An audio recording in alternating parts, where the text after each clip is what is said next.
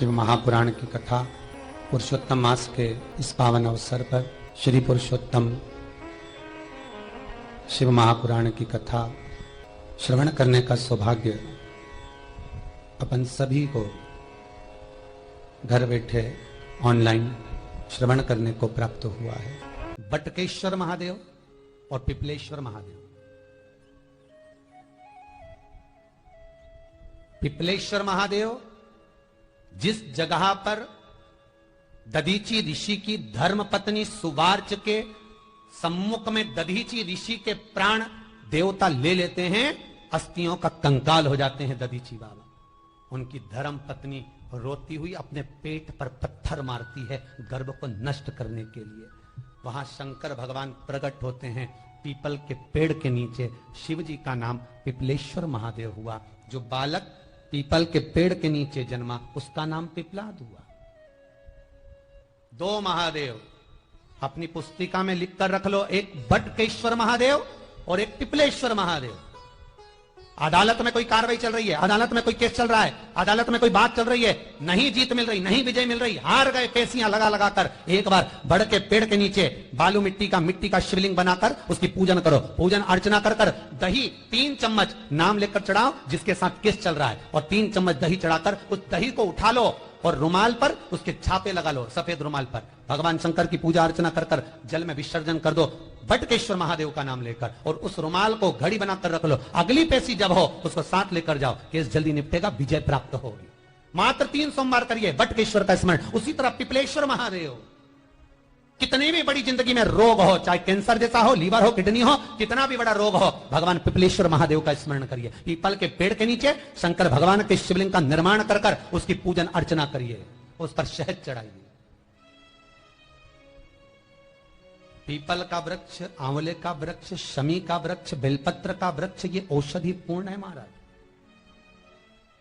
Doctor ने कह दिया डायलिसिस कराना जरूरी है, तो एक बार इस शिव महापुराण का उपाय जरूर करना।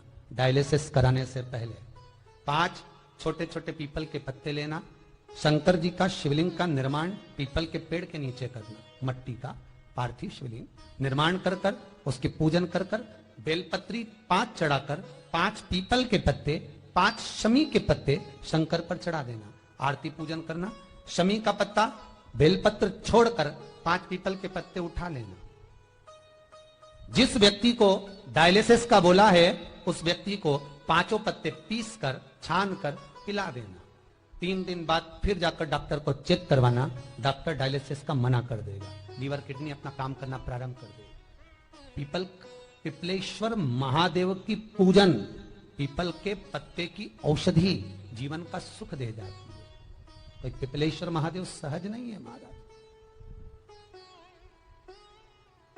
कितना विचित्र वर्णन है, प्रैक्टिकल जरूर करना। सीओर वाला महाराज कहीं झूठ तो नहीं बोल रहा, और व्हाट्सएप पे लिखकर भी भेजना करा कि नहीं करा, क्योंकि शिव महापुराण की लेखनी है। वेद व्यास जी महाराज वर्णन करे, गलत नहीं कर सकते। किसी को बहुत खून निकल रहा है, बहुत एक्सीडेंट हो गया, खून पर खून निकल रहा है, उसको अगर होश है और वो होश में है तो 5 पीपल के पत्ते किसी भी वृक्ष के तोड़कर पिपलेश्वर महादेव का नाम लगकर उसको खिला दो चबा चबा कर, उसी समय खून निकलना बंद हो जाए, रक्त बंद। पिपलेश्वर महादेव का मात्र स्मरण ही सुख दे जाता है, आनंद की अनुभूति करा देता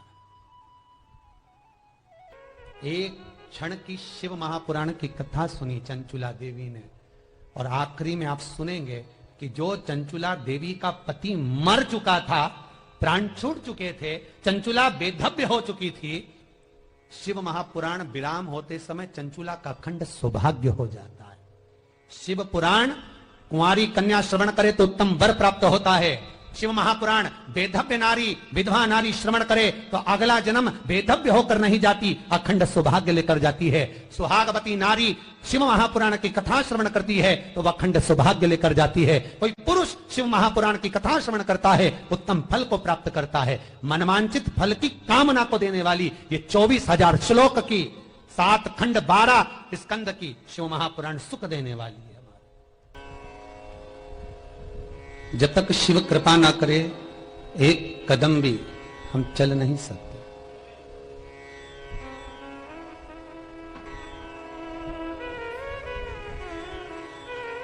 बाबा ने कृपा करी, तब जाकर हम इस पावन कथा को श्रवण करने के लिए बैठे हैं।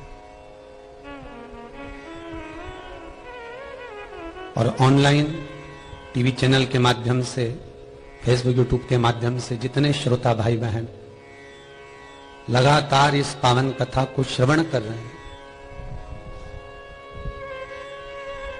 आपके जीवन को धन्यता देता हूं कि भगवान की अविरल भक्ति और मुक्ति का साधन ये शिव महापुराण की कथा जो जीवन का सुख देने वाली है,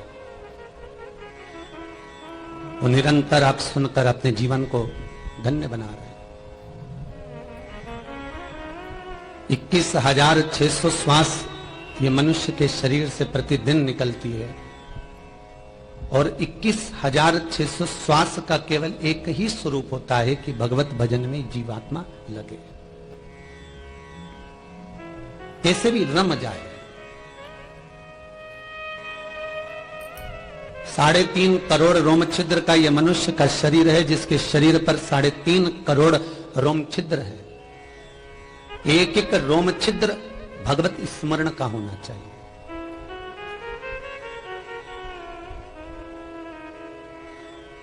वेदव्यास जी महाराज जब श्री पाराशर बाबा के पास में पहुंचकर भगवान की अविरल भक्ति को प्राप्त करने की कथा का रसतत्व ग्रहण करते हैं, तो केवल उनकी चित्त वृत्ति में यही रहता है कि हम किसको भजें, हम किसका स्मरण करें, हम किसका नाम जाप करें, हम किसको भजें।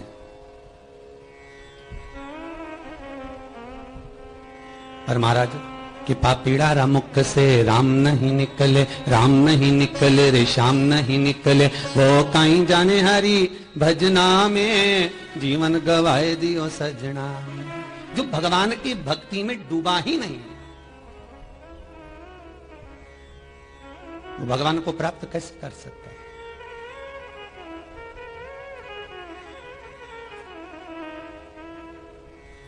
24,000 श्लोक की ये शिव महापुराण की कथा केवल भगवान की अविरल भक्ति और मुक्ति के साधन को प्रशस्त करती है।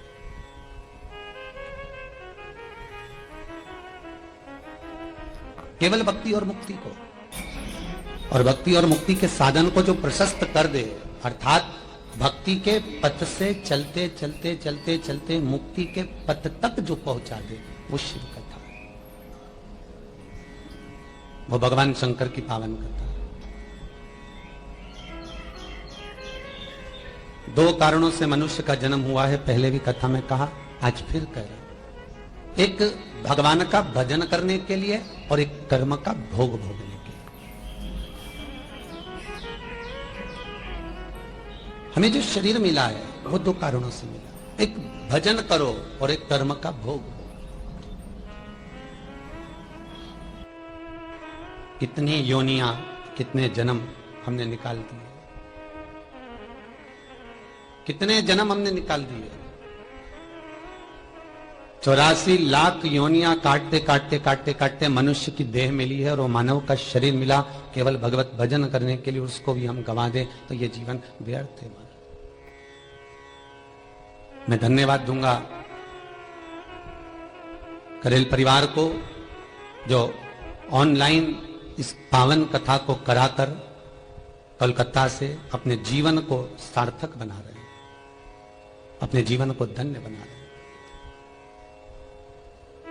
कोलकाता में कथा कराते तो केवल कोलकाता के लोग ही सुन पाते, पर आपने ये कथा ऑनलाइन कराकर पूरे विश्व में, और विश्व में देश और विदेश में इस पावन कथा को पहुंचा दिया, शंकर की पुरुषोत्तम शिव महापुराण।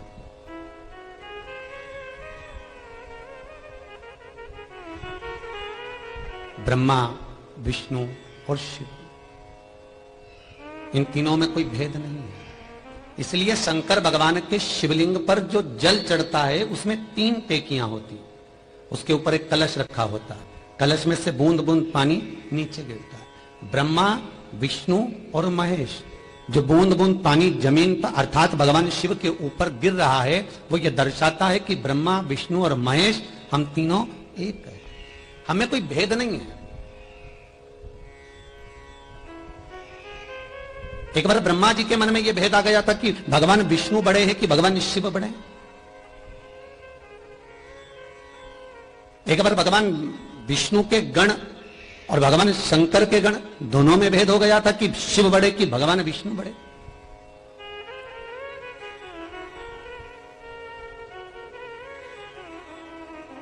ये दोनों में बड़ा है कौन?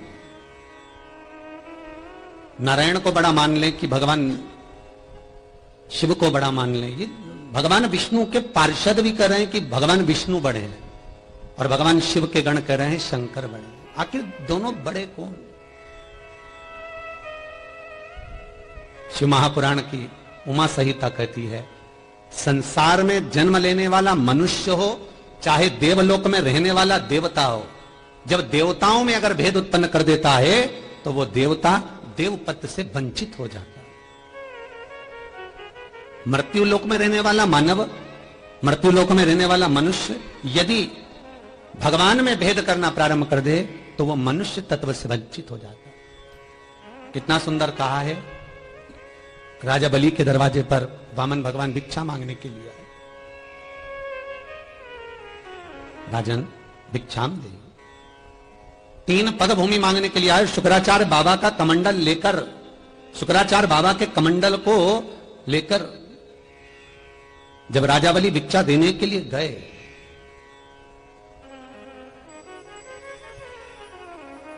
मात्र कमंडल को लेकर, और राजा बलि के सामने शुक्राचार्य जी कहते हैं तुम कमंडल लेकर कहां जा रहे हो? दरवाजे पर कोई भिक्षा मांगने आया है, ब्राह्मण का बालक है। शुक्राचार्य जी की बुद्धि ठनक गई कि ब्राह्मण का बच्चा हो चाहे बुढ़ा हो, थोड़े में तो काम चलता नहीं, और ये ब्राह्मण का बच्चा अगर 3 पग भूमि मांग रहा है तो ब्राह्मण का बालक नहीं होगा।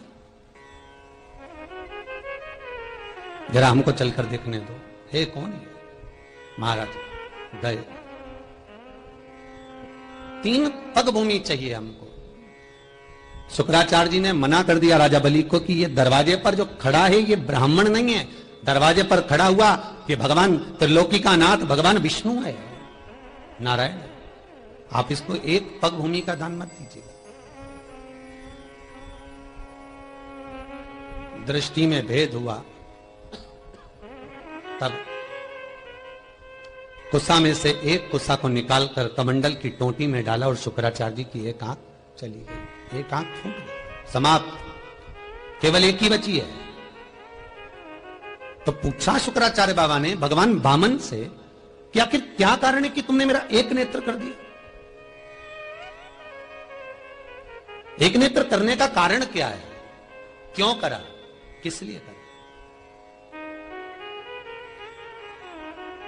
शुक्राचार्य जी कहते हैं किस कारण से तुमने मेरा एक नेत्र करा है वो बताओ। वामन भगवान कहते हैं तुम्हारी दृष्टि में भेद हो गया था इसलिए तुम्हारा एक नेत्र कर दिया गया। मृत्यु लोक में आकर जो देवताओं में भेद उत्पन्न कर देता है, मृत्यु लोक में आकर जो देवताओं में एक डिस्टेंस उत्पन्न कर देता है कि ये बड़ा वो छोटा, जो भगवान में भेद कर रहा होता है, शास्त्र कहता है उसका अगला जन्म अंध का हो जाता है, नेत्रों से विहीन।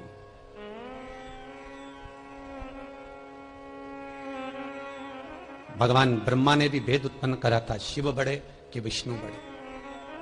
भगवान विष्णु,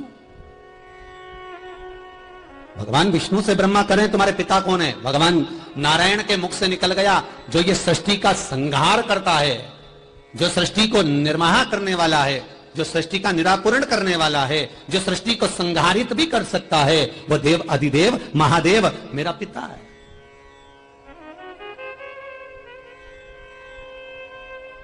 भगवान ब्रह्मा ने कहा कि मैं तो नहीं जान सकता कि आपके पिता भगवान शिव हो, शंकर। बस यही हमको जानना है। पूरी शिव महापुराण में 3य खंड पर चल रहे हैं अपन, 3रे पार्ट पर पहुंच रहे हैं। पुरुषोत्तम शिव महापुराण का ये 3रा पार्ट चल रहा है। उसमें हमें को यह समझना है कि हम अंतिम समय में किसको पुकारें, हम किस देवता की भक्ति को धारण करें कि हमारा मार्ग सुलभ हो जाए, हमारा मार्ग सहज हो जाए। यमराज बनावे बंदी, और काया हो गई गंदी। मेरे प्राण छूटे भोलेनाथ तो तुम नंदी लेकर आ जाना। मेरी सैया छूटे भोलेनाथ तो तुम नैया लेकर आ जाना। जब आए मरण का मौका कहीं हो ना जाए धोखा। जब आए मरण का मौका कहीं हो ना जाए धोखा। मेरी सैया छूटे भोलेनाथ तो तू नैया लेकर आ जाना। इतनी कृपा जरूर करना। है विश्वनाथ, है शंभु, हे त्रिकालदर्शी। माना हम कर्म का भोग भोग रहे हैं, माना हम प्रारब्ध को भोग रहे हैं। पहले भी कथा में कहा, फिर ध्यान देना। मत बुरे कर्म कर बंदे वरना पछताएगा। भगवान की आंखों से तू बच नहीं पाएगा, तू बच नहीं पाएगा। एक कैमरा दुकान पर लगा हुआ है। करें जी, आपके यहां तो लगा होगा दुकान पर, लगा है?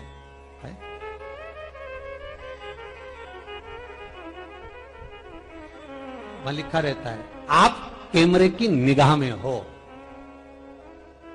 जितने व्यापारी आते होंगे ना दुकान पर, जितने ग्राहक आते होंगे, बड़े सावधान रहते होंगे। कैमरा लगा हुआ, एक कैमरा भगवान जन्म के समय पर रख देता।